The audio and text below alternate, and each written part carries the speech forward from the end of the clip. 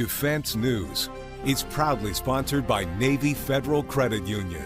If you're a member of our nation's armed forces, the Department of Defense, or if your family is, we'd be proud to serve you too. On this episode of Defense News Weekly, we bring you more coverage from this year's AUSA annual meeting in Washington, D.C. First up, what changes are coming to the aviation wing of the Army? We assemble a panel of brass to get the answers. Plus, how can soldiers leverage AI in the cyber realm? Two experts sit in at our booth to shed some light on the topic. And later, we learn about the biggest hurdles to developing autonomous ground systems from the CEO of Overland AI.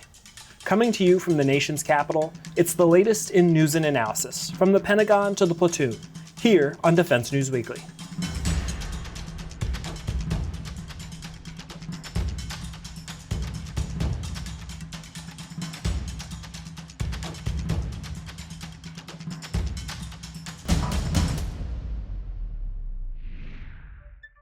Welcome back to Defense News Weekly. The Army is evolving its aviation wing and looking to do it quickly. In our first panel from the 2025 AUSA conference, we sat down with some top Army leaders to discuss the advantages and the risks that come with accelerated development. Check it out. The last time I saw all of you together was in May at the Army Aviation Summit in Nashville. And it was right after the Army rolled out their Army Transformation Initiative memo. Lots of big muscle movements there and a lot of surprising and I think not so surprising decisions. So at Quad A, you said that the aviation branch was changing the way it's been doing business. So highlight just top level some of the ways that business is changing for aviation for the Army. There is a lot of change happening. I think you're going to hear some themes that we're going to talk about here that will seed what you're going to hear the rest of this week in terms of what we're doing. So you're going to hear a lot about acceleration, right? Acceleration, Ryan just covered just about everything I think I wanted to talk about, so great job there, Ryan. Acceleration doesn't necessarily just mean twice as far, twice as fast. Acceleration means how we're doing business. And so the Army leadership has been very aggressive in that regard, and industry is moving at pace with us. I saw General Slosser, and I was just talking to Ryan. I said, how you doing? They said, they're busy. I said, that's a good answer. We're moving quickly to deliver capabilities to the warfighter. You're going to hear the term transformation over and over and over again. Jen just alluded to the fact that the Army rolled out its transformation initiative in the springtime, and that is fundamentally changing many things, but many processes as well. And so, acceleration and speed do count. That's part of it. And then lethality. Everything that we are thinking about is about how to deliver a more capable formation, a more capable soldier, and the results that we want. And specifically in aviation, we're talking about changing how we do flight school. We're a huge shift across all of the Army from manned to unmanned capability. It doesn't mean we're walking away from manned capability, as we're talking about with the MV-75. That's a huge program for us. So a lot of opportunity out there for us to think about how we're going to fight in this new environment of large-scale combat. I did want to jump right into accelerating, and you talked a lot about going quicker on the FLRAA MV-75 program. It's quite ambitious. So can you talk about where you are? Since May, we talked about the fact that you're going a lot quicker with building prototypes and then, concurrently also trying to get production aircraft a little quicker and testing as you go. There's a lot of risk in that. So talk about where you see some of the greatest risk in going quicker now that you've had a little bit more time to evaluate. Yeah, happy to jump in there. And I won't steal all of Jeff Paquette's thunder. It's good to have your PM here with you, because that way when you run out of details to share, he can share the details. But what I would say is just the foundational elements that we started the program with, those enable the foundation and the acceleration. So when you think about the JMR program like Ryan talked about, you think about the amount of open systems architecture and approach work that was done even before we started bending any kind of metal whatsoever or putting code to paper. There was a lot of fundamental cornerstones in the program. The JMR program was one, MOSA was another, and then as we look forward into that, we looked at the right to repair and we looked at digital engineering and operationalizing that. And so the team's been able to do that, and I think what I would offer as I hand it over to Jeff, is that the scale that we need to do that at, right? The 300 suppliers at tier 1 level, over 1,000 suppliers at tier 2 and below. You have a lot of scale that you need to operate at for a program of this magnitude, of this size. So ensuring that the whole team is rowing together and up to speed together is something I think that's changed this summer. I think this summer the entire team has leaned forward, keeping those same principles and the same building blocks there. And I think the team is doing some really great work. Thanks, sir. So one of the first things we did when we got that directive from Army senior leaders is we went to Bell and said, what are the things that you need to accelerate? So we sought input from the folks actually doing the work. And they provided that big long list, right? Hundreds of things. And we sat and we talked about that at the executive level, not just Ryan and me, but the CEO, the PEO, and other aviation senior leaders. Most important was, okay, what can we take a little bit of risk in so that we can go faster, but not get rid of all the goodness that we really, consider to be the cornerstones of the program. General Phillips mentioned right to repair. That for us was a non-negotiable, and we made sure the Secretary understood that. MOSA was a non-negotiable. But things like the artifacts that we need to receive, maybe we can defer receiving the artifacts, and because Ryan mentioned how integrated we are down there, predominantly in DFW, because my team is there, and when they come back and say, hey, we're comfortable, they're taking the right approach, they're going the right direction, they may not get it all written down and submitted and then reviewed. That's the kind of things that we can defer down the road. As far as details go, sir, yes, a lot has happened in the past 4 months. Thousands and thousands, over 3,000 of drawings, engineering drawings released, over 90% engineering released, 5,000 purchase orders across a supply base of over 360 at this point. So that's real movement on the program, because as we know, Bell doesn't build this alone. There's probably a lot of the suppliers in this room right here. They're certainly here at this convention. And they're a critical part to the program, because Bell's the design. They build the fuselage, they build a lot of the big structures, but a lot of the things that make this work are out there somewhere. Small companies, big companies, some of you've heard, some of that you haven't heard.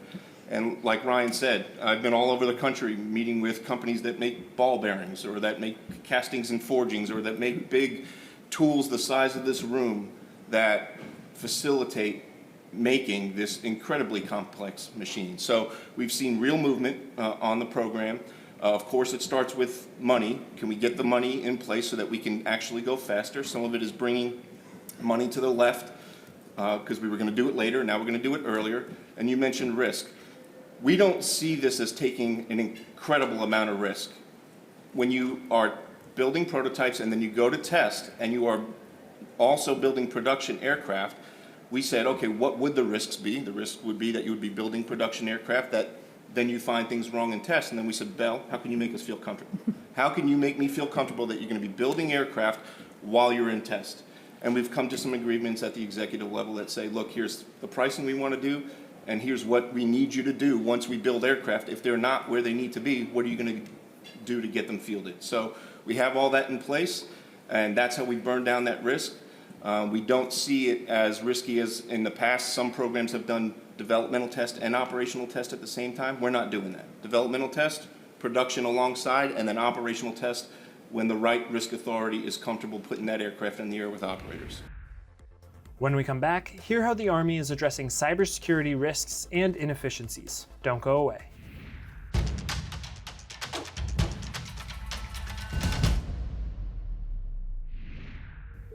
Welcome back.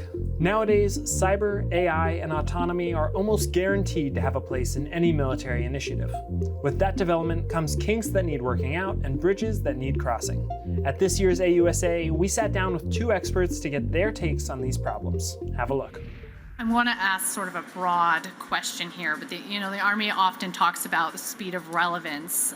So from your vantage points, cyber network modernization, what are some of the biggest bottlenecks that still slow down how quickly the Army fields new technology? Is it technical, cultural, bureaucratic, a nice, lovely mix of all those things? Let's just talk at sort of the high level and on that, if you can. I think it's all the above. Yeah. I think we're in a time right now where It's a cultural shift that we're kind of walking into. There's some policies that probably need to be identified in order to be changed, for us to use things like AI, machine learning, large language models, those things in our space, because those are all new, coming on board. So some policies will have to adjust on the way we use it, especially at the edge. And now we can talk a little deeper about how we want to use AI at the edge a little bit later. But yeah, I think across the board, it's a cultural shift, and we're getting there, one day at a time.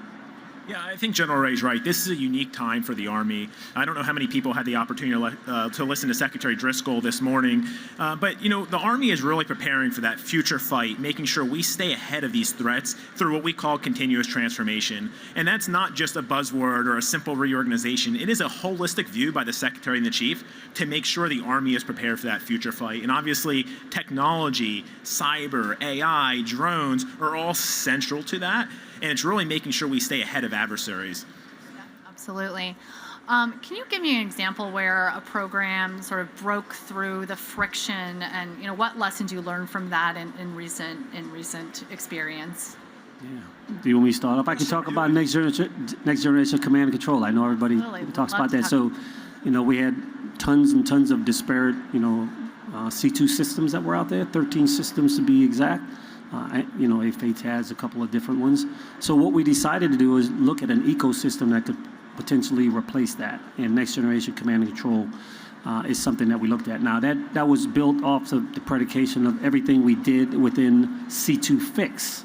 Organizations were working from 82nd, 101st, and 25th Infantry Division did the C2 Fix portion, which really leveraged all that we learned there into what we're doing with Next Gen C2 with the 4th ID, which is our first prototype organization. So again, Next Gen C2, a full stack. What we're doing on the acceleration portion of it is we're looking at the infrastructure and the transport portion of it and how we can accelerate that across all 19 divisions in a 30-month sprint. And I believe if we can put that transport and infrastructure in place, which is the highway that we need in order for everything from the data and application layer to lay on top of that, we're going to be in a really, really good place. Yeah, I think General Ray is right. I mean, maybe to kind of touch on something that's near and dear to my heart is AI, but specific for how AI relates to cybersecurity. And I know this could be an entire panel in itself, but I think what we're seeing in AI at the business use case at enterprise level is extraordinary. Our CIO with the G6 are doing great work. I'm really passionate about how do we move AI to operational use cases, specifically cyber. So for instance, how can AI be leveraged for cyber defense? And equally as important, how can we leverage it for cyber offense? And really seeing both sides of that. And in fairness, Army Cyber Command, I would say, is really the leader when it comes to AI and cyber. There's still significant room. We can continue to improve upon their efforts and stay ahead. But I would say, looking out at the services, it's extraordinary to see what our cybers have already done leveraging AI. Let's pull the thread a little on the Next Gen C2 effort that you have going right now. Obviously, the 4th ID has been very busy working on this. They have kind of different sprints, iterations I think once a month that builds on developing this ecosystem and this tech stack, if you will. 25th ID is going to be doing the same. I think a little bit with 2 different prototypes, my understanding. We're working with a lot of different companies. 2 separate prototypes between 25th and 4th Yeah. ID. So this is a super ambitious effort when you talk about a 30-month sprint to get this out to 19 divisions. Talk about what you're learning so far from the 4th ID, for instance, and are they giving you confidence that you're going to be able to hit those goals when it comes to being able to field this to the broader force? Yeah, I think they are. Again, this is we're embarking on something new. And in the process of that, we're keeping cybersecurity on the forefront of everything, just like Mr. Pugh just said.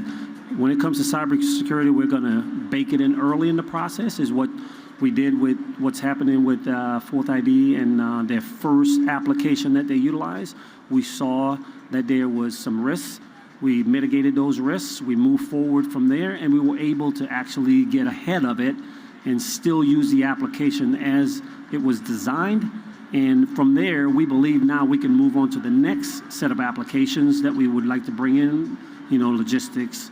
We're looking at Intel apps that we're bringing on to the platform, and then we're going to assess those, and we're going to move forward from there. And I believe we can then move on to other organizations at the end of Ivy, the sprints that we're doing with Ivy. Ivy Sting. Ivy Sting. Yeah. Yes, correct. Thank you. Yes, too. Yep. Yeah. All right.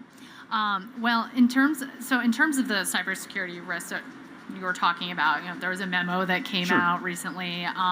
So I'm hoping that you can address that a little bit further in terms of, how you address cybersecurity deficiencies, and risk. This is obviously a program that's going very quickly, and you're still at a pretty early phase here, if you will, but it's moving quick. So how do you, how will you continue to address those cybersecurity risks, and what are you, currently concerned about, as you move forward? You may have resolved some of the present risks, but how do you kind of continue to address and keep learning from that? Sure. I mean, what we did was we burnt down everything that we built in the beginning, and we built a new process and a new environment in order to create better security measures across the board. That's what we actually did, and that's what we'll continue to do.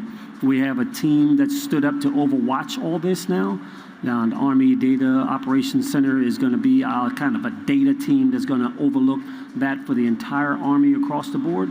So we're putting measures in place to mitigate all those potential problems that may come about going forward.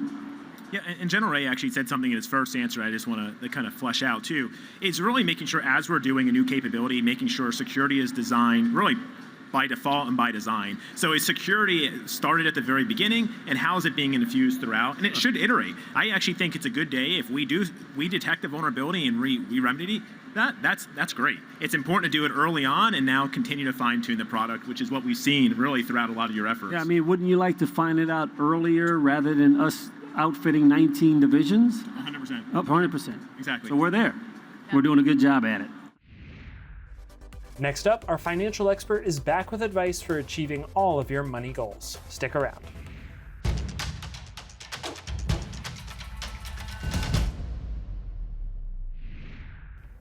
Welcome back. Just like the old saying goes, you can't build a personal financial portfolio in a day. On this edition of Money Minute, Jeanette Mack from Navy Federal Credit Union is back with tips and tricks to set you up for monetary success. Got goals? I'm talking financial goals, those little targets you set to achieve what you want or need in life. If you've got them, great. Now let's make them happen. Start by ranking them. What's important right now? What can wait until later? Identify short-term goals. These are your quick wins, like saving for a new phone or paying off a small debt. They're easier to hit and can give you a motivating boost. Then identify long-term goals. These are your big dreams, buying a house, planning a wedding, or retiring comfortably. They might seem far off, but with a solid plan, they're totally doable. Here's the secret. Treat your goals like bills you must pay yourself regularly. Break them down into bite-sized steps, saving a little each month. It's all about having a strategy and making smart, consistent moves. Give each goal a timeline and stay focused on spending wisely. Examine your income and find where you can cut expenses. Maybe skip a streaming service or sell stuff you don't need. And don't forget to use digital tools. Set up auto transfers, track your progress, and set reminders. Pick the right accounts that give you the best perks. Keep it simple, stay committed, and watch your dreams turn into reality. To get more coverage of military and defense topics, grab the controls to your autonomous drone and fly on over to militarytimes.com and defensenews.com for more headlines. And to be the most up-to-date service member at your next Global Defense Conference, sign up for our Early Bird Brief, compiled each morning bringing you the most recent headlines. And if social media is how you stay up to date, follow us on YouTube, Facebook, Instagram, and X. And we're on TikTok, so go follow us there as well. When we come back, the CEO of Overland AI stops by to discuss the hurdles of developing autonomous ground systems. Stay with us.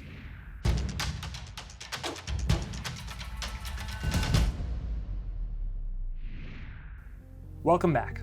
Autonomy is an increasingly popular theme among companies developing military systems, including at Overland AI, which is creating autonomous ground systems for the Army. To talk about the process, we sat down with Overland CEO Byron Boots. Here's part of the conversation. what is Overland AI? Talk a little bit about your company and what it is that you've been working on. Sure, thanks for having me, Jen. So Overland AI is ground autonomy for defense. We build autonomy software, so a software stack which can take an uncrewed vehicle and turn it into an autonomous asset. And we also build autonomous vehicles themselves, so a fully vertically integrated solution, which is the ground vehicle, the autonomy stack, and it can carry payloads and move them across the battlefield. So I think it was maybe a year ago, I had a conversation with General Glenn Dean from PEO Ground Combat Systems. And, at the time they were assessing autonomy for ground robotics, ground vehicles. And he seemed to say, it's not really ready for us yet. How have things evolved? Would you say that the attitude might be a little bit different a year later? What were some of the hurdles that you were encountering that made it that much harder to apply the autonomy to, what the Army needs it for versus a taxi, if you will? Yeah. Talk about that. So just in the last a year and a half or so, there's been a lot of really exciting advancements in ground autonomy and us really just showing people what's possible. So the whole reason that the DARPA program was stood up was because of the challenges of trying to move vehicles through difficult off-road terrain. And some of those challenges are having to actually contend with really complex ground geometry like ditches and berms and things like that. Recognize what that is. Yeah, exactly. Like, can you see it? Can you model it? And then how does a vehicle move through it? And then also things like dense vegetation, which occupies space, so it's kind of like an obstacle, but you can also push through it, so it's not really. So how do you deal with things like that? And these were difficult research questions a few years ago, and something that a lot of autonomous systems had a lot of trouble contending with. So through the course of working with DARPA, we really developed a solution which was able to handle a lot of these sorts of things. And then coming out of DARPA and forming the company, our challenge then was actually showing like the broader Army and Marine Corps like what we were capable of, and actually just getting eyes on it, right? And so if you look at like the last year and some of the comments that Army leadership was making, I think they hadn't seen what was actually possible at that point. And so what we did is we came into a program called Ground Vehicle Autonomous Pathways. We entered into that program about halfway through the course of it and immediately started to just demonstrate for the Army what was possible. So last year there was a lot of talk about teleoperation and essentially soldiers remote controlling ground vehicles because the autonomy wasn't really where it needed to be. But I think what we've been able to do is show the real power of this kind of new type of ground autonomy, what it's capable of, be able to show that in the field. And now I think what you're seeing is a lot of people getting really excited about autonomy, like it actually works, it exists. And so you're not having those conversations anymore. It's much more about like how do we take that autonomy, move it onto different platforms, how do we coordinate it with payloads, and actually start to use it to provide more capability to our warfighters. Well, that's all we have time for in this episode. Thanks for joining us, and we'll see you next week.